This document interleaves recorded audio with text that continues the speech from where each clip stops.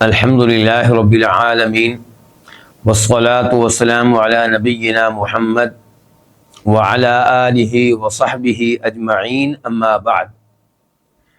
آج ہم ہیں کتاب الفوائد کے ساتھ، امام ابن القیم رحمہ اللہ کے ساتھ، اور کتاب کا وہ ایڈیشن جو میرے استعمال میں ہے اور جس کے محقق ہیں شیخ محمد عزیر شمس رحمہ اللہ، اس کے اعتبار سے صفحہ نمبر ہے آج 262 اور کتاب کے دوسرے ایڈیشن کے مطابق جس کی تحقیق کی ہے ڈاکٹر عبدالباسط المشہدانی نے، کتاب کا صفحہ نمبر ہے 328۔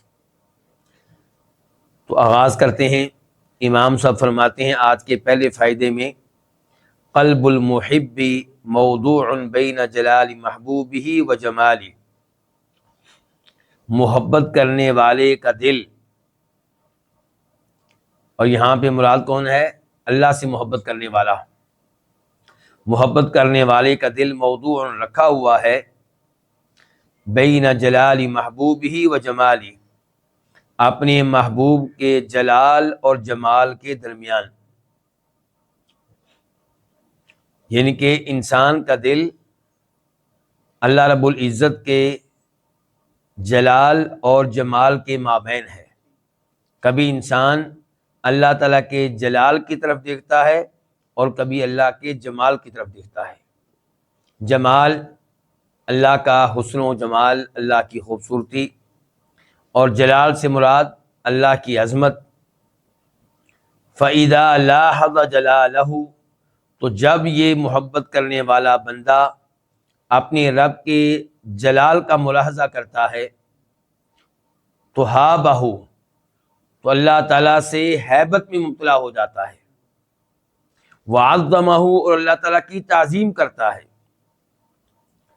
وَإِذَا لَاحَظَ جَمَالَهُ، اور جب یہ اللہ کے جمال کو ملاحظہ کرتا ہے، اس کی طرف اس کی نگاہ جاتی ہے، تو احبہ، تو اللہ تعالیٰ سے محبت کرنے لگ جاتا ہے، واشتاق الیہ، اور اللہ تعالیٰ کا شوق رکھنے لگ جاتا ہے، یعنی کہ شوق پیدا ہو جاتا ہے کہ میں اپنے رب کو دیکھوں، اتنے جمال والے رب کو دیکھوں۔ تو امام صاحب پیغام یہ دینا چاہتے ہیں کہ ہمیں اللہ رب العزت کے لحاظ سے جلال اور جمال کے درمیان میں رہنا چاہیے۔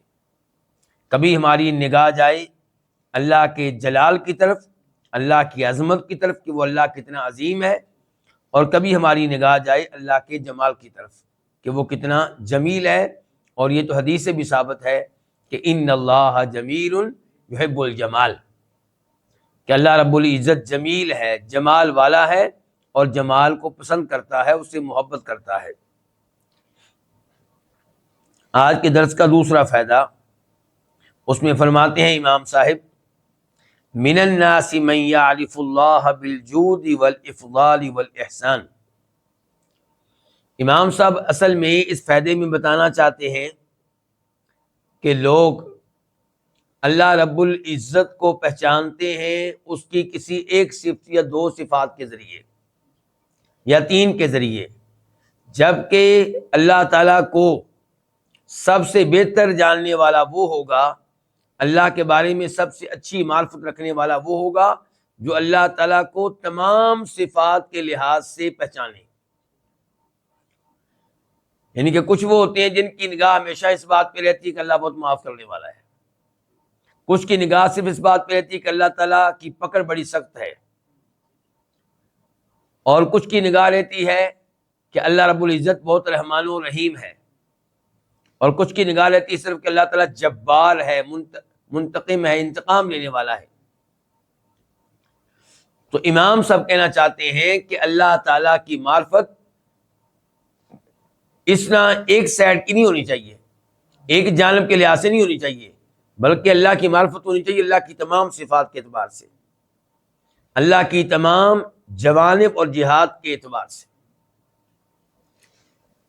تو کہتے ہیں یہاں پہ من الناس، لوگوں میں سے کچھ وہ ہیں من یعرف اللہ، جو اللہ کو پہچانتے ہیں، بالجود والافضال والاحسان، جود سخاوت، والافضال اور فضل فرمانا، والاحسان اور احسان کرنا. یعنی کچھ لوگ یہ پہچانتے ہیں اللہ کے بارے میں کہ اللہ تعالیٰ سخاوت کرنے والا ہے، صاحب جود ہے، فضل کرنے والا ہے، احسان کرنے والا ہے. اچھا، اللہ تعالیٰ صاحب جود ہے، اس کی دلیل کیا ہے؟ ترمذی شریف کی حدیث ہے 2799 2799، اور راوی ہیں سعد بن ابی وقاص رضی اللہ عنہ کہ فرمایا نبی علیہ الصلوۃ والسلام نے ان اللہ جواد یحب الجود، اللہ تعالیٰ جواد ہے، جود کرنے والا ہے، سخاوت کرنے والا ہے، اور سخاوت کرنے کو پسند کرتا ہے. اور یہی معاملہ ہے اللہ کے احسان کا. سورہ قصص کی آیت نمبر 77 پہ غور کیجئے، 77، وَأَحْسِن كَمَا أَحْسَنَ اللَّهُ إِلَيْكَ. قارون سے کہا جا رہا ہے کہ احسان کرو لوگوں کے ساتھ جیسے اللہ نے احسان کیا تمہارے ساتھ. تو اس سے ایسے کیا پتہ چلا کہ اللہ تعالیٰ احسان کرنے والا ہے. وَمِنْهُمْ مَنْ يَعْرِفُهُ بِالْعَفْوِ وَالْحِلْمِ وَالتَّجَاوُزِ، اور لوگوں میں سے کچھ وہ ہیں جو اللہ کو پہچانتے ہیں معاف کرنے کے ساتھ کہ اللہ معاف کرنے والا ہے، والحلم بردباری کے ساتھ کہ اللہ تعالیٰ حلیم ہے، بردبار ہے، والتجاوزی اور درگزری کے ساتھ کہ اللہ درگزر فرمانے والا ہے. اور یہ اللہ کا تعارف بالکل ٹھیک ہے، لیکن یہ اللہ کا مکمل تعارف نہیں ہے. کیسے پتہ چلا ہمیں کہ اللہ تعالیٰ صاحب عفو ہے، معاف کرنے والا ہے؟ اس آیت پہ غور کیجئے، سورہ نساء آیت نمبر 43 43، ان اللہ کان عفوا غفورا، ان اللہ کان عفوا غفورا، بے شک اللہ تعالیٰ بہت معاف کرنے والا ہے، بہت بخشنے والا ہے. تو عفو یہ اللہ کے ناموں میں سے ایک نام ہے، اور اس سے اللہ کی صفت معلوم ہوئی، عفو معاف کرنا. اور ایسے ہی آپ حلم کی طرف آ جائیں تو سورہ فاطر آیت نمبر 41 41، انہ کان حلیما غفورا، بے شک اللہ تعالیٰ بہت حلیم ہے، بہت حلم والا ہے، بردبار ہے، غفور بہت بخشنے والا ہے. تو اللہ کے ناموں میں سے ایک نام کیا ہوا؟ حلیم، اور صفت کیا ہوئی؟ حلم. تو یہ بھی اللہ کا تعارف بالکل درست ہے، لیکن یہ اللہ کا مکمل تعارف نہیں ہے. وَمِنْهُمْ مَنْ يَعْرِفُهُ بِالْبَطْشِ وَالْانْتِقَامِ، اور کچھ وہ لوگ ہیں جو اللہ کو پہچانتے ہیں بالبطشِ پکڑنے کے ساتھ کہ اللہ کی پکڑ بڑی سخت ہے، والانتقام اور انتقام کے ساتھ کہ اللہ تعالیٰ اپنی نافرمانوں سے اور مجرموں سے انتقام لینے والا ہے. اور یہ اللہ کا تعارف بالکل ٹھیک ہے. بخش کی طرف آ جائیں، پکڑنا، تو اللہ تعالیٰ فرماتے ہیں سورہ بروج میں آیت نمبر 12 میں 12 میں، ان بطش ربک لشدید، یقیناً تیرے رب کی پکڑ بڑی سخت ہے. اور ایک جگہ پہ اللہ نے کہا ان اخذہ علیم شدید، تیرے رب کی پکڑ بڑی دردناک ہے، بڑی سخت ہے. اور انتقام کی طرف آ جائیں تو اللہ کہتے ہیں سورہ ابراہیم میں آیت نمبر 47 میں 47 میں، ان اللہ عزیز ذو انتقام، اللہ تعالیٰ سب پہ غالب ہے، کوئی اللہ کو مغلوب نہیں کر سکتا. ذو انتقام، اللہ انتقام لینے والا ہے. لیکن انتقام کے معاملے میں ہمیشہ ذہن میں رکھا جائے کہ اللہ انتقام کن سے لیتا ہے؟ مجرموں سے. وَمِنْهُمْ مَنْ يَعْرِفُهُ بِالْعِلْمِ وَالْحِكْمَةِ، امام ابن القیم رحمہ اللہ فرماتے ہیں کہ لوگوں میں سے کچھ وہ ہیں جو اللہ کی معرفت رکھتے ہیں علم اور حکمت کے ساتھ، اللہ علم والا ہے، حکمت والا ہے. اور یہ تعارف بالکل ٹھیک ہے اللہ کا. آپ اس آیت پہ غور کر سکتے ہیں کہ ان اللہ علیم حکیم، سورہ توبہ آیت نمبر 28 28، کہ بے شک اللہ تعالیٰ کمال علم والا ہے، کمال حکمت والا ہے. تو اللہ کا علم کامل ہے، اس میں کسی قسم کی کمی نہیں ہے. اور اللہ تعالیٰ کے ہر حکم اور ہر اللہ تعالیٰ کے فعل کے پیچھے کیا ہے؟ کوئی نہ کوئی حکمت ہوتی ہے. وَمِنْهُمْ مَنْ يَعْرِفُهُ بِالْعِزَّةِ وَالْكِبْرِيَاءِ۔ امام صاحب فرماتے ہیں لوگوں میں سے کچھ وہ ہیں جو اللہ کو پہچانتے ہیں، اللہ کی معرفت رکھتے ہیں عزت یعنی کہ غلبے کے ساتھ، والکبریاء اور بڑائی کے ساتھ۔ یعنی کچھ وہ لوگ ہیں جو اللہ کے بارے میں یہ جانتے ہیں کہ اللہ غلبے والا ہے، اللہ بڑائی والا ہے۔ آپ غور کیجئے اس آیت کے اوپر، سورہ حشر آیت نمبر 23 السلام المؤمن المہیمن العزیز الجبار المتکبر، یہ اللہ تعالیٰ کے کئی ایک نام آ گئے۔ السلام، اللہ سلامتی والا ہے، خود اللہ سلامت، اللہ کو کوئی نقصان نہیں پہنچا سکتا، اور لوگوں کو بھی سلامتی دینے والا اللہ تعالیٰ ہی ہے۔ جو کوئی سلامت ہے کسی شر سے تو اس وجہ سے کہ اللہ نے اس کو سلامت رکھا ہوا ہے۔ المؤمن، وہ امن دینے والا ہے۔ المہیمن، نگران ہے، کوئی ایسی چیز نہیں ہے جو اللہ کی نگرانی سے باہر ہو۔ العزیز، سب پہ غالب ہے۔ الجبار، جو سب پہ اپنی مرضی چلانے والا ہے۔ المتکبر، جو کبریائی والا ہے، بڑائی والا ہے۔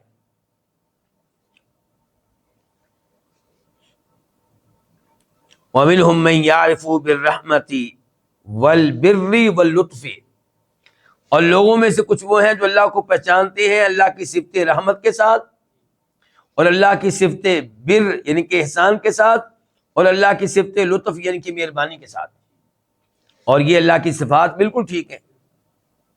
آپ غور کیجئے اس آیت پہ، سورہ طور آیت نمبر 28 اِنَّهُ هُوَ الْبَرُّ الرَّحِيمُ، بے شک وہی یعنی کہ اللہ تعالیٰ البر، بہت احسان کرنے والا ہے، الرحیم، بہت مہربان ہے۔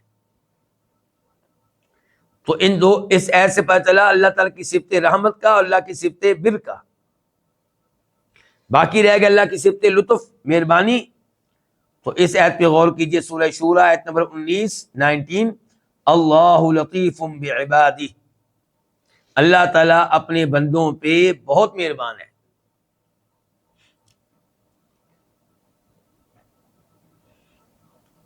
وَمِنْهُمْ مَنْ يَعْرِفُهُ بِالْقَهْرِ وَالْمُلْكِ، امام ابن القیم رحمہ اللہ فرماتے ہیں لوگوں میں سے کچھ وہ ہیں جو اللہ کو پہچانتے ہیں، اللہ کی معرفت رکھتے ہیں اللہ کی صفت قہر کے ذریعے، اللہ کی صفت ملک کے ذریعے۔ القہر، سب پہ غالب ہونا، زبردست ہونا۔ الملک، اللہ کی بادشاہت، اور یہ اللہ کا تعارف بالکل ٹھیک ہے کہ اللہ کی صفات میں سے ایک صفت قہر ہے۔ غور کیجئے اس آیت پہ، سورہ رعد آیت نمبر 16 وَهُوَ الْوَاحِدُ الْقَهَّارُ، اللہ تعالیٰ تنہا ہے، القہار، اور اللہ تعالیٰ سب پہ غالب ہے، زبردست ہے۔ تو قہار اللہ کے ناموں میں سے ایک نام ہے، اور اس سے اللہ کی صفت قہر معلوم ہوئی۔ والملک، اس آیت پہ غور کیجئے، قل اللہم مالک الملک تؤتی الملک من تشاء وتنزع الملک ممن تشاء، اے نبی علیہ الصلوۃ والسلام آپ کہہ دیں، یعنی کہ اللہ سے یہ دعا کیا کریں، کیا؟ اللہم مالک الملک، اے اللہ بادشاہت کے مالک، تو جس کو چاہتا ہے ملک دیتا ہے، بادشاہ دیتا ہے، اور جس سے چاہتا ہے ملک چھین لیتا ہے، بادشاہ چھین لیتا ہے۔ تو یہ اللہ کا تعارف بالکل ٹھیک ہے۔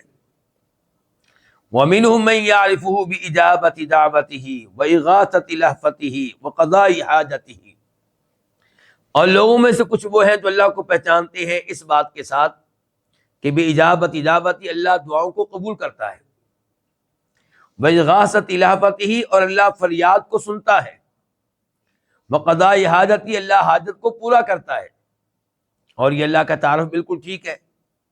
اس آیت پہ غور کیجئے، سورہ بقرہ آیت نمبر 186 186 وَإِذَا سَأَلَكَ عِبَادِي عَنِّي فَإِنِّي قَرِيبٌ أُجِيبُ دَعْوَةَ الدَّاعِ إِذَا دَعَانِ، کہ جب آپ سے میرے بندے میرے بارے میں پوچھیں تو میں تو بہت قریب ہوں۔ اجیب دعوت الداعی، دعا کرنے والے کی دعا کو قبول کرتا ہوں جب وہ مجھ سے دعا کرے۔ اور اس آیت پہ غور کریں، سورہ نمل آیت نمبر 62 62، امن یجیب المضطر اذا دعاہ ویکشف السوء، کہ اللہ تعالیٰ ہی ہے جو المضطر یعنی کہ بے بس انسان، فریادی انسان، لاچار انسان کی دعا کو قبول کرتا ہے، اذا دعاہ جب اس سے دعا کرے، ویکشف السوء اور اس سے تکلیف کو دور کرتا ہے۔ تو غوث اعظم کون ہوا پھر؟ اللہ رب العزت۔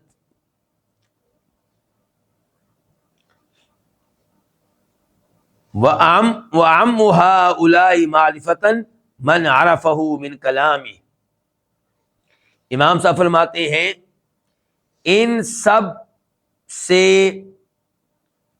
بڑھ کر اللہ کی معرفت رکھنے والا کون ہے؟ یہ ان کا تذکرہ ہو گیا نا کہ یہ اللہ تعالیٰ کو کوئی پہچانتا ہے اللہ کی ایک صفت کے ساتھ، کوئی دوسری صفت کے ساتھ، کوئی تیسری کے ساتھ، کوئی چوتھی کے ساتھ، کوئی پانچویں کے ساتھ۔ اب کہتے ہیں وَعَمُّ هَؤُلَاءِ مَعْرِفَةً، اللہ کی معرفت کے اعتبار سے ان میں سے سب سے زیادہ عموم رکھنے والا، شمولیت رکھنے والا کون ہے؟ من عرفہ من کلامی، جو اللہ کو پہچانے، اللہ کی معرفت رکھے، اللہ کی معرفت حاصل کرے اس کے کلام سے۔ آپ اللہ کو پہچانے اللہ کے کلام کے ذریعے، اللہ کو پہچانے قرآن کے ذریعے۔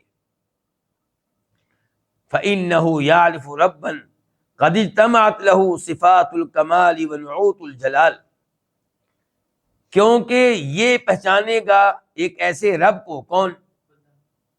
جو بندہ اللہ کو پہچاننے کی کوشش کرے اللہ کے کلام کے ذریعے، اللہ کے قرآن کے ذریعے، تو یہ پہچانے گا ایک ایسے رب کو جس کے لیے کمال کی صفات اور جلال کی صفات جمع ہو چکی، یعنی کہ اللہ میں کمال کی صفات پائی جاتی ہیں، جلال کی صفات پائی جاتی ہیں، ایسی صفات جو اللہ کی عظمت پہ دلالت کرتی ہیں، ایسی صفات جو اللہ کے کمال پہ دلالت کرتی ہیں۔ منزہ عن المثال، تو یہ انسان پہچانے گا ایسے رب کو جو مثال سے پاک ہے، جس جیسا کوئی نہیں ہے۔ قل هو اللہ احد، وہ اکیلا ہے، اللہ الصمد، لم یلد ولم یولد ولم یکن له کفوا احد، لیس کمثلہ شیء، اس جیسی کوئی چیز نہیں۔ بریء من النقائص والعیوب، وہ ہر طرح کے نقائص سے اور عیوب سے مبرہ ہے، پاک ہے ان سے۔ اسی لیے ہم کیا کہتے ہیں؟ القدوس، اسی لیے ہم کیا کہتے ہیں؟ سبوح، کہ اللہ قدوس ہے، سبوح ہے، ہر عیب ہر کمزوری سے پاک ہے، بہت پاک ہے۔ لہو کل اسم حسن وکل وصف کمال، اسی کے لیے ہے ہر خوبصورت نام اور اسی کے لیے ہے ہر کمال والا وصف، ہر کمال پہ دلالت کرنے والا وصف اور صفت اس میں موجود ہے، اور ہر اچھا نام اس کا ہے۔ فعال لما یرید، وہ کر گزرنے والا ہے ہر وہ کام جس کا وہ ارادہ کرتا ہے، کوئی رکاوٹ نہیں، کوئی کسی کا ڈر نہیں، کوئی کسی کا خوف نہیں۔ یہ تعارف کہاں سے مل رہا ہے؟ اللہ کے کلام کے ذریعے، قرآن کے ذریعے۔ فوق کل شیء، وہ ہر چیز کے اوپر ہے، یعنی کہ اللہ تعالیٰ عرش کے اوپر ہے، تمام مخلوقات سے اوپر ہے۔ الرحمن علی العرش استویٰ، ومع کل شیء، اور وہ ہر چیز کے ساتھ ہے، ہر چیز سے اوپر ہے آپ اپنی ذات کے اعتبار سے، اور ہر چیز کے ساتھ ہے اپنے علم کے اعتبار سے، قدرت کے اعتبار سے، احاطہ کرنے کے اعتبار سے، دیکھنے کے لحاظ سے، سننے کے لحاظ سے۔ وَهُوَ مَعَكُمْ أَيْنَمَا كُنْتُمْ وَقَادِرٌ عَلَى كُلِّ شَيْءٍ، اور وہ ہر چیز پہ قدرت رکھنے والا ہے۔ إِنَّ اللَّهَ عَلَى كُلِّ شَيْءٍ قَدِيرٌ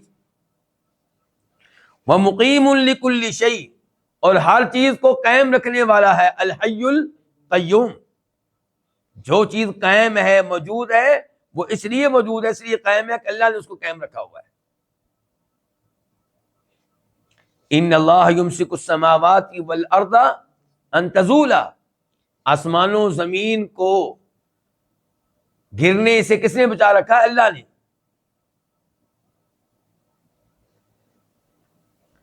آمر، وہ حکم دینے والا ہے۔ قرآن میں آپ دیکھیں گے اللہ جگہ جگہ کیا دے رہا ہے؟ حکم دے رہا ہے.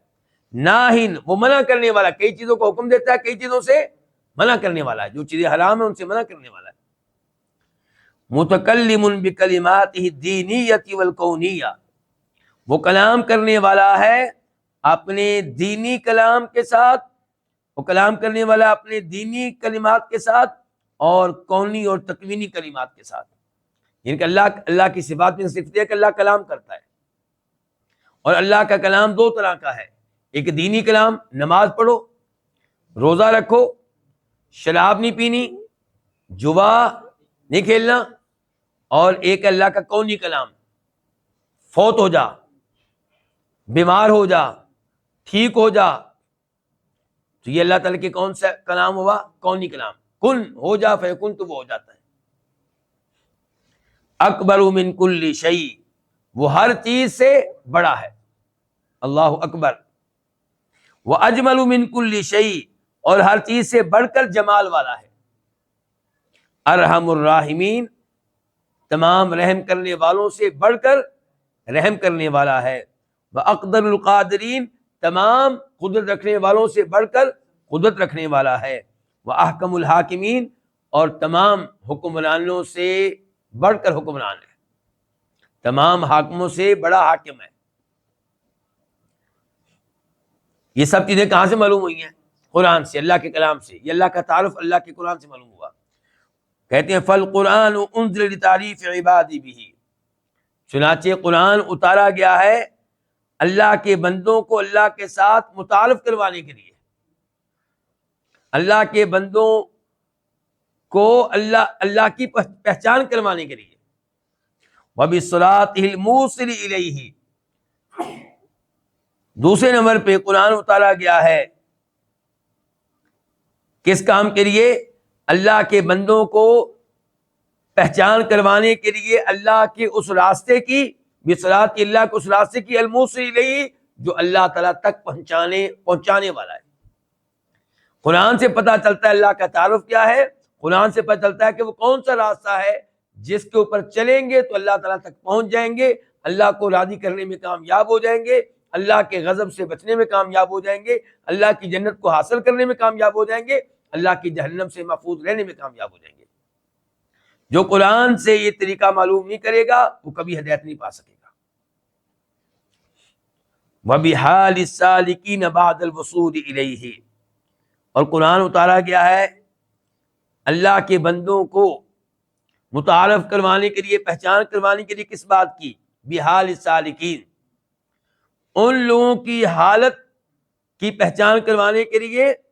السالکین، جو اللہ تعالیٰ تک پہنچانے والے راستے پہ چلنے والے ہیں، کہ ان کی حالت کیا ہوتی ہے بعد الوصول الیہ، اللہ تعالیٰ تک پہنچ جانے کے بعد. جب اللہ تعالیٰ تک پہنچ گئے، اللہ کو راضی کرنے میں کامیاب ہو گئے، اللہ ان کو کیا دے گا؟ ان کے اوپر اللہ کی کون سی نعمتیں برسیں گی؟ کہاں کہاں اللہ رب العزت ان کو انعام دیں گے. اب ہم منتقل ہوتے ہیں آج کے درس کے تیسرے فائدے کی طرف. امام صاحب کہتے ہیں من الآفات الخفیۃ العامہ،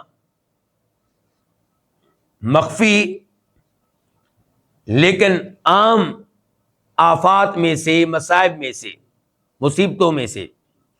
یعنی کہ وہ ہمیں ایسی ایک آفت، مصیبت بتانے لگے ہیں جو مخفی ہے، لوگوں کو اس مصیبت کا پتہ نہیں چلتا لیکن ہے عام، یعنی کہ ہر دوسرا انسان اس میں مبتلا ہے. ٹھیک ہو گیا؟ شامل قسم کی مصیبت ہے. من الآفات الخفیۃ العامہ، ان آفتوں میں سے، ان مصائب میں سے، ان مصائب میں سے جو الخفیہ مخفی ہے، العامتی جو عام ہیں، جنہوں نے حالے کو تقریباً اپنی لپیٹ میں لے رکھا ہے. ان میں سے کیا ہے کہ ان یکون العبد فی نعمت انعم اللہ بها علیہ واختارها له فیملها العبد ویطلب الانتقال منها الى ما یزعم لجاله انه خیر له منها. وہ آفت کیا ہے کہ بندہ کسی ایسی نعمت میں ہے جس نعمت کے ذریعے اللہ نے اس پہ احسان کیا، انعام کیا، واختارہا لہو، اور اس نعمت کو اللہ نے اس بندے کے لیے اختیار کیا. فیملھا العبد، مصیبت کیا ہے، آفت کیا ہے کہ بندہ اس نعمت سے اگتا جاتا ہے. ویطلب، اور طلب کرتا ہے، منتقل ہونا اس نعمت سے، الی ما یزعم، اس نعمت کی طرف جس کے بارے میں وہ گمان کرتا ہے، لجہلی، اپنی جہالت کی وجہ سے، کہ انہ، کہ بے شک وہ نعمت، خیر لہ، اس کے لیے بہتر ہے، منہا، اس پہلی نعمت سے جس میں یہ موجود ہے. تو آفت سمجھیں آپ کہ اللہ تعالیٰ نے ایک بندے کو اپنی کسی نعمت سے نواز رکھا ہوتا ہے، بجائے اس کے کہ اس نعمت پہ خوش رہے، اللہ کا شکر ادا کرے، اللہ کی حمد و ثنا بیان کرے کہ تو نے مجھے نعمت دے رکھی ہے، الٹا اس نعمت سے اگتا جاتا ہے اور اس نعمت کو چھوڑ کر کسی اور نعمت کو حاصل کرنا چاہتا ہے، اپنی جہالت کی وجہ سے. کس کی وجہ سے؟ اس کی مثال آپ لے لیں.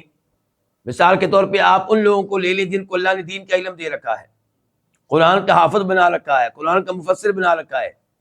ان میں سے کئی ایسے ہیں جو اس نعمت کی قدر نہیں کرتے.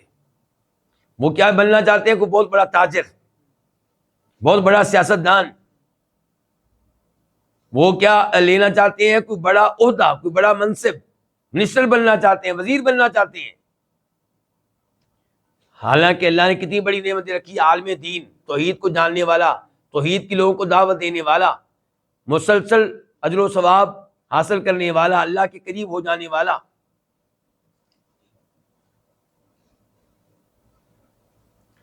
تو امام صاحب کہتے ہیں کہ بندہ اس نعمت سے اگتا جاتا ہے اور طلب کرتا ہے اس نعمت سے منتقل ہونا اس نعمت کی طرف، الی ما یزعم، جس نعمت کے بارے میں وہ گمان کرتا ہے، لجہلہ، اپنی جہالت کی وجہ سے، کہ انہ، کہ یہ والی نعمت، خیر لہ، اس بندے کے لیے بہتر ہے، منہا، اس پہلی نعمت سے. وربہ برحمتہ لا یخرجہ من تلک النعمہ وَيَعْذِرُهُ بِجَهْلِهِ وَسُوءِ اخْتِيَارِهِ لِنَفْسِهِ.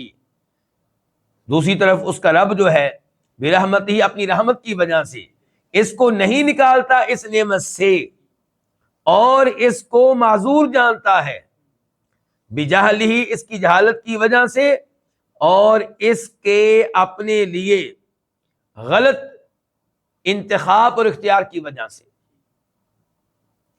یعنی کہ اللہ تعالیٰ اس کی یہ دعا قبول نہیں کرتا. وہ دعائیں کر رہا ہے کہ یا اللہ مجھے وہ نعمت دے، اللہ اس کو وہ نعمت نہیں دے رہا، کیونکہ اللہ اس کے اوپر مہربان ہے. جس نعمت میں ہے اللہ نے اس کو اسی نعمت میں رکھا ہوا ہے. اللہ نے اس کو جوڑ رکھا ہے مسجد کے ساتھ، مدرسے کے ساتھ، قرآن کے ساتھ، حدیث کے ساتھ، طالب علموں کے ساتھ، بڑے بڑے علماء کرام کے ساتھ. اور یہ چاہتا ہے کہ میری اس سوسائٹی سے جان چھوٹے اور میں کسی اور سوسائٹی میں چلا جاؤں، لیکن اللہ تعالیٰ اس کی دعا نہیں سنتا. اللہ اس کو معذور جانتا ہے اس کی جہالت کی وجہ سے کہ یہ جاہل ہے، اس کو پتہ نہیں ہے. وسوء اختیاری نفسی، اور اللہ اس کو معذور جانتا ہے اس لیے اللہ کو پتا ہے کہ یہ اپنے لیے غلط چیز کا انتخاب کر رہا ہے. حتی اذا ضاق ذرعا من تلک النعمہ، یہاں تک کہ جب یہ دلی طور پہ تنگ آ جاتا ہے اس نعمت سے، وسخطھا، اور اس نعمت کو ناپسند کرتا ہے، وتبرم بہا، اور اس سے اکتا جاتا ہے، واستحکم مللہ لہا، اور اس کی اس نعمت سے اکتاہٹ مستحکم ہو جاتی ہے، پختہ ہو جاتی ہے، پکی ہو جاتی ہے، تو صلبہ اللہ ایاہا، تو اللہ تعالیٰ اس سے یہ نعمت چھین لیتا ہے. فَإِذَا انتقل إِلَى مَا طَلَبَهُ، جب وہ منتقل ہوتا ہے اس نعمت کی طرف جو اس نے مانگی ہے، وَرَآ التَّفَاوُتَ بَيْنَ مَا كَانَ فِيهِ وَمَا صَارَ إِلَيْهِ، اور دیکھتا ہے اس فرق کو جو اس نعمت کے مابین ہے جس میں وہ پہلے تھا اور اس نعمت کے مابین ہے جس کی طرف اب منتقل ہوا ہے، تو اشتد قلقہ، اس کی ٹینشن بڑھ جاتی ہے، وندمہ، اس کی ندامت بڑھ جاتی ہے، وطلب العودۃ، اور وہ اللہ سے طلب کرتا ہے، درخواست کرتا ہے، العودہ، لوٹ جانے کی، الی ما کان فی، اس نعمت کی طرف جس میں وہ تھا.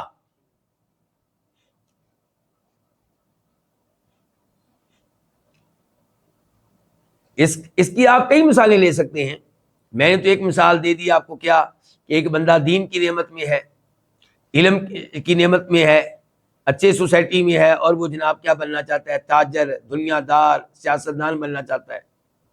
دوسری کو مثال لے لیں آپ. مثال کے طور پہ ایک آدمی، اس کے پاس اولاد نہیں ہے، اولاد نہ ہونے کی وجہ سے وہ اور اس کی بیگم کبھی اس درس قرآن میں جا رہے ہیں، کبھی اس درس حدیث میں جا رہے ہیں، کبھی عقیدہ کے درس میں جا رہے ہیں، کبھی خطبہ جمعہ سننے جا رہے ہیں، کبھی یہ کتاب دین کی پڑھ رہے ہیں، کبھی وہ پڑھ رہے ہیں.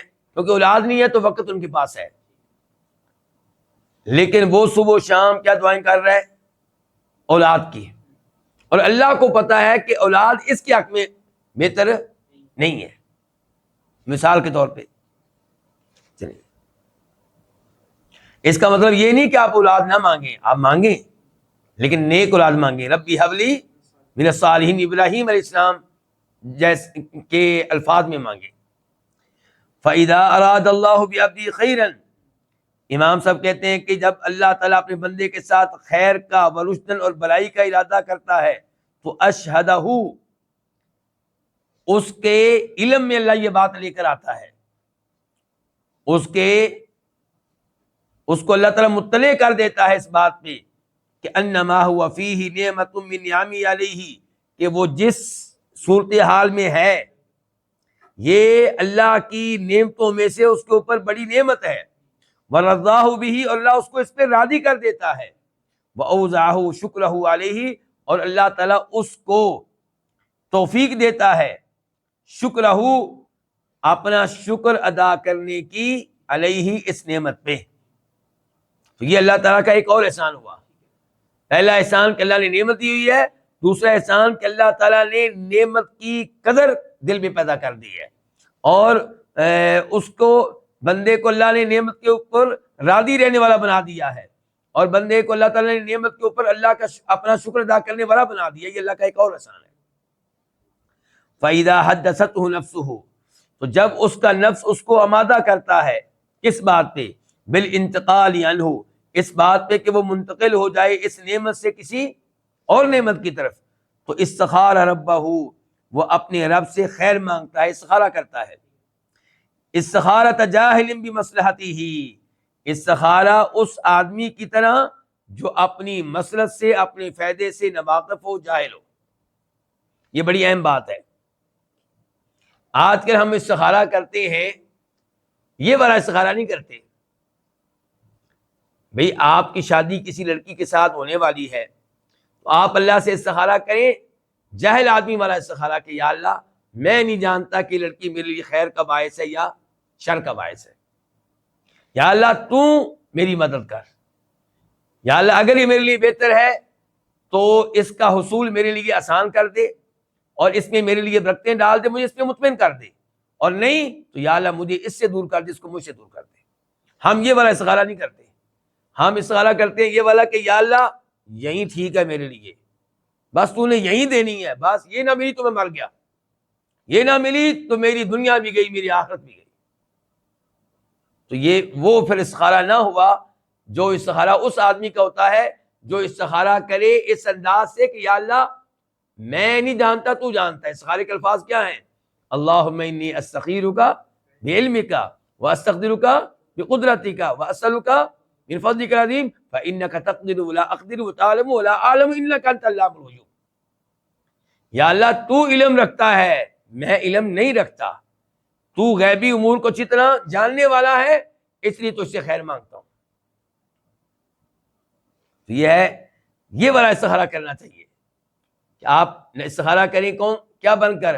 نیوٹرل بن کر، غیر جانبدار بن کر. عاجز عنہا، تو وہ استخارہ کرتا اپنے رب سے اس آدمی کی طرح کا استخارہ جو اپنی مصلحت سے، اپنے فائدے سے ناواقف ہو. عاجز عنہا، اور جو اپنی مصلحت سے عاجز ہو، یعنی کہ اس کو حاصل نہیں کر سکتا. استخارے میں دونوں چیزیں آتی ہیں نا، کہ ایک تو یا اللہ میں علم نہیں رکھتا تو علم رکھتا ہے، دوسرے نمبر پہ یا اللہ میں قدرت نہیں رکھتا تو قدرت رکھتا ہے، تو یہ چیز مجھے دلا سکتا ہے، میں خود حاصل نہیں کر سکتا.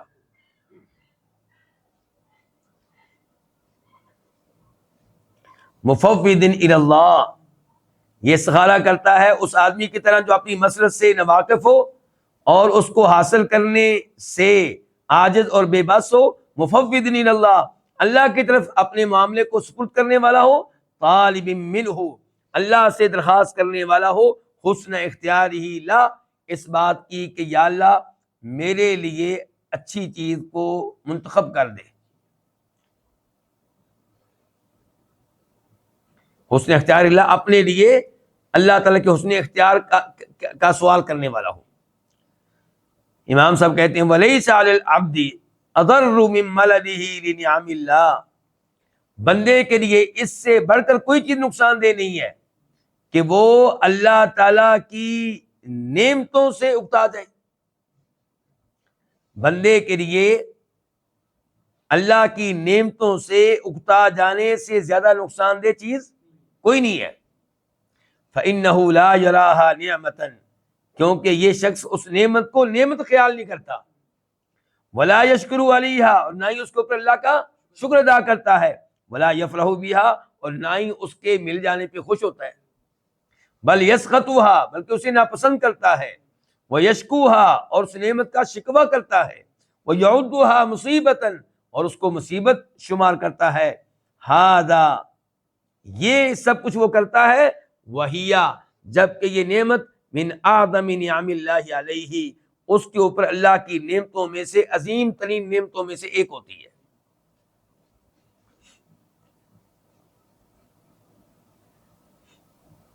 فاکثر الناس اعداء نعم اللہ علیہم، لوگوں میں سے زیادہ تر اللہ تعالیٰ کی ان نعمتوں کے دشمن ہیں جو ان لوگوں کے اوپر اللہ کی نعمتیں ہوتی ہیں۔ زیادہ تر لوگ ان اللہ کی نعمتوں کے دشمن ہیں جو اللہ کی نعمتیں ان کے پاس موجود ہیں، جو اللہ کی نعمتیں ان پہ اتر رہی ہیں۔ یعنی کہ آپ کے پاس اللہ کی نعمت موجود ہے، آپ کے والدین، لیکن نہیں، آپ کو کوئی قدر ہی نہیں ہے، بلکہ چونکہ وہ بار بار ڈانٹتے ہیں، اصلاح کرتے ہیں، تو کئی دفعہ یہ کیا خیال کرتا ہے کہ کب میری جان چھوٹے گی۔ پھر آپ کے اوپر اللہ کی سب سے بڑی نعمت موجود ہے کیا؟ اولاد، اور آپ کو اس کی قدر ہی نہیں ہے، آپ اس کے اوپر اللہ کا شکر بھی ادا نہیں کرتے اور ان کی اللہ کی شریعت کے مطابق تربیت بھی نہیں کرتے، بلکہ آپ کے منہ سے ایسے الفاظ نکل جاتے ہیں کہ کب میری ان سے جان چھوٹے گی۔ تو کہتے ہیں اکثر لوگ جو ہیں اعداء نعم اللہ علیہم، وہ اللہ کی ان نعمتوں کے دشمن ہوتے ہیں، علیہم، جو ان کے اوپر اللہ کی نعمتیں موجود ہوتی ہیں۔ ولا یشعرون بفتح اللہ علیہم نعمہ، اور وہ شعور نہیں رکھتے کہ اللہ تعالیٰ نے ان پہ اپنی نعمتیں اوپن کر دی ہیں، کھول دی ہیں۔ وہم مجتہدون فی دفعها وردها جہلا وظلما، اور وہ محنت کرنے والے ہوتے ہیں فی دفعها، ان نعمتوں کو دور کرنے کے معاملے میں، وردها، اور ان کو مسترد کر دینے کے معاملے میں، ریجیکٹ کرنے کے معاملے میں، جہلن، جہالت کی وجہ سے، وظلمن، اور ظلم کی وجہ سے۔ کہتے ہیں فَكَمْ سَعَتْ إِلَىٰ أَحَدِهِم مِّن نِّعْمَةٍ وَهُوَ سَاعٍ فِي رَدِّهَا بِجُهْدِهِ، کتنی ہی نعمتیں ہیں جو ان لوگوں میں سے کسی ایک کی طرف دوڑ کر آ رہی ہے، اور وہ ساعٍ، دوڑ دھوپ کر رہا ہے، فی ردِّهَا، ان نعمتوں کو ریجیکٹ کرنے کے معاملے میں بجہدی، اپنی محنت کے ساتھ۔ اللہ کی کتنی نعمت دوڑ کر آ رہی ہیں، اور اس کی کوشش یہ ہے کہ یہ نعمت مجھ تک نہ پہنچے۔ گناہ کرتا ہے، ناشکری کرتا ہے، نافرمانیاں کرتا ہے، تو ایسی حرکتیں کرتا ہے تاکہ وہ نعمت اس کے پاس نہ آئے۔ وَكَمْ وَصَلَتْ إِلَيْهِ وَهُوَ سَاعٍ فِي دَفْعِهَا وَزَوَالِهَا بِظُلْمِهِ وَجَهْلِهِ، اور کتنی نعمتیں ایسی ہیں جو اس کے پاس پہنچ چکی ہیں، اور یہ کوشش کرنے والا ہے فی دفعها، ان کو دھکیلنے میں، اور ان کو زائل کرنے میں کوشش کرنے والا ہے. کیوں؟ بظلمہ، اپنی ظلم کی وجہ سے اور اپنی جہالت کی وجہ سے.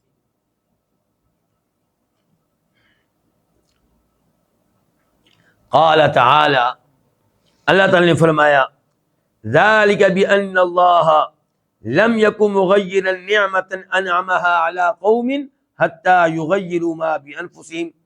سورہ انفال ایت نمبر 53 ذالک، یہ اشارہ کدھر ہے؟ اس سے پہلی آیت ہے کدأب آل فرعون والذین من قبلہم کفروا بآیات اللہ فاخذہم اللہ بذنوبہم.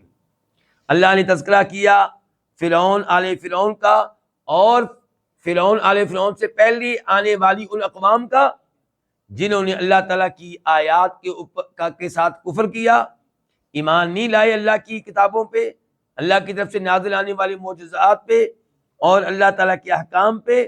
تو اللہ نے ان کو ان کے گناہوں کی وجہ سے پکڑا.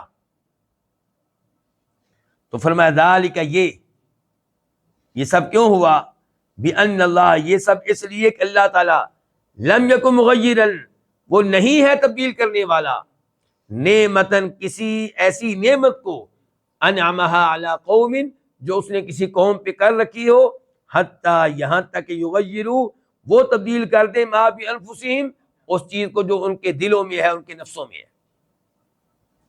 یعنی کہ اللہ تعالیٰ نعمت کب چھینتا ہے، اللہ اپنی نعمتیں کب واپس لیتا ہے؟ جب بندے تبدیل ہو جائیں، جب ایمان کی جگہ کفر آ جائے، جب اللہ کی اطاعت کی جگہ اللہ کی معصیت و نافرمانی آ جائے، جب اللہ کے شکر کی جگہ ناشکری آ جائے. تو جب بندے کی حالت تبدیل ہوتی ہے تب اللہ نعمت چھینتا ہے، ورنہ اللہ کی نعمت قائم رہتی ہے، ورنہ اللہ کی نعمت موجود رہتی ہے.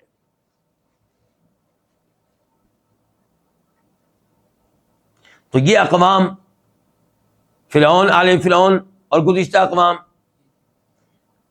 ان کے پاس خوشحالی تھی، مال تھا، حکومت تھی، شان و شوکت تھی. اللہ نے عذاب بھیجا، سب کچھ ختم ہوا. کیوں؟ کیونکہ وہ لوگ کفر پہ آ گئے، ناشکری کی طرف آ گئے، نافرمانی کی طرف آ گئے. وقال تعالی، اور اللہ تعالی نے فرمایا، ان اللہ لا یغیر ما بقوم حتی یغیروا ما بانفسہم. سورہ رعد ایت نمبر 11 کہ بے شک اللہ تعالیٰ تبدیل نہیں کرتا ما بقوم، اس حالت کو، اس خیر کو، ان نعمتوں کو جو کسی قوم پہ ہیں، ان کو اللہ تبدیل نہیں کرتا، اس خوشحالی کو، اس اچھی حالت کو، اس خیر کو، حتی یغیروا ما بانفسہم، یہاں تک کہ وہ تبدیل کر دیں اس حالت کو جو ان کے نفسوں میں ہے. امام صاحب کہتے ہیں فلیس للنعم اعدى من نفس العبد، نعمتوں کا بندے کے نفس سے بڑھ کر کوئی دشمن نہیں ہے. جو نعمتیں میرے پاس ہیں ان کا دشمن خود مجھ سے بڑھ کر کوئی نہیں ہے. جو نعمتیں آپ کے پاس ہیں ان کا دشمن سب سے بڑا کون ہے؟ خود آپ. ان کے ہم تو یہ کہتے ہیں نا کہ میرے پڑوسی کو وہ نعمتیں ہضم نہیں ہوتی جو میرے پاس ہیں، میرے رشتہ دار کو وہ نعمتیں ہضم نہیں ہوتی جو میرے پاس ہیں. امام صاحب کہہ رہے ہیں نہیں، نعمتوں کا سب سے بڑا دشمن آپ کا پڑوسی نہیں ہے، آپ کا رشتہ دار نہیں، خود آپ ہیں. نعمت تب واپس جاتی ہے جب آپ اس کی ناقدری کرتے ہیں، جب آپ گناہ کرتے ہیں، جب آپ کفر کرتے ہیں، جب آپ شرک کرتے ہیں، جب آپ اللہ کے احکام کی پرواہ نہیں کرتے ہیں. تو امام صاحب کہتے ہیں بندے کے اپنے نفس سے بڑھ کر کوئی نعمتوں کا دشمن نہیں ہوتا. فہوا، تو یہ بندہ، مع عدوہ، اپنے دشمن کے ساتھ، ظہیر، مددگار ہے، علی نفسی، اپنے نفس کے خلاف. دشمن سے مراد یہاں پہ شیطان بھی ہو سکتا ہے. یعنی کہ آپ کے پاس مثال کے طور پہ نعمت ایمان ہے، آپ کے پاس نعمت قرآن ہے، آپ حافظ قرآن ہیں، قاری قرآن ہیں، تو آپ کے پاس یہ نعمتیں جو ہیں ان کا دشمن ایک تو ہے ابلیس، دوسرے نمبر پہ خود آپ ہیں، تو آپ اپنے دشمن ابلیس کی مدد کرتے ہیں اس نعمت کے خلاف تاکہ یہ چھن جائے. ارادہ آپ کا نہیں ہوتا چھن جائے، لیکن حرکتیں آپ کی ایسی ہوتی ہیں. فہوا، تو یہ بندہ معدوی اپنے دشمن کے ساتھ ساتھ ظہیر، اپنے دشمن کے ساتھ مددگار ہے، علی نفسی، اپنے نفس کے خلاف. فعدوہ یطرح النار فی نیامہ وہو ینفخ فیہا، چنانچہ اس کا دشمن آگ پھینکتا ہے ان نعمتوں میں. کیوں آگ پھینکتا؟ تاکہ نعمتیں جل جائیں، ختم ہو جائیں. اور یہ خود بندہ ینفخ فیہا اس آگ میں پھونک مارتا ہے تاکہ آگ اور جلے اور نعمت واقعی ختم ہو جائے. تو شیطان پہلے ہی آپ کے پیچھے لگا ہوا ہے اور اوپر سے آپ بھی اس کی مدد کرتے ہیں. کہتے ہیں فَهُوَ الَّذِي مَكَّنَهُ مِن طَرْحِ النَّارِ ثُمَّ أَعَانَهُ بِالنَّفْخِ، چنانچہ اسی نے، کس نے؟ بندے نے. چنانچہ اسی نے مکنہ، شیطان کو قدرت دی. کس چیز پہ قدرت دی؟ آگ پھینکنے پہ. ثم اعانہ، پھر اس نے اس کی مدد کی بالنفخ، آگ میں پھونکے مار کر. یعنی کہ شیطان آپ کے پاس موجود نعمتوں کا دشمن ہے. وہ چاہتا ہے کہ نعمتیں ختم ہو جائیں، یہ ایمان کی دولت سے معلوم ہو جائے، یہ قرآن کی دولت سے معلوم ہو جائے، صحیح عقیدے کی دولت سے معلوم ہو جائے. تو آپ شیطان کو موقع دیتے ہیں آگ پھینکنے کا. اور پھر جب شیطان اپنا وار کرتا ہے تو بجائے اس کے کہ آپ اللہ سے پناہ مانگیں اور اللہ سے دعا کریں کہ یا اللہ یہ نعمت میرے پاس رہنے دے، آپ گناہ کر کے، اللہ کی نافرمانیاں کر کے، اللہ کی ناشکری کر کے اس آگ میں گویا کہ پھونک مارتے ہیں اور آگ کو اور تیز کرتے ہیں. فَإِذَا اشْتَدَّ غُلَامُهَا، جب اس کا بھڑکاؤ شدید ہو جاتا ہے، کس کا؟ آگ کا. تو استغاث من الحریق، تو وہ جلنے سے بچنے کے لیے، آگ سے بچنے کے لیے فریاد کرتا ہے.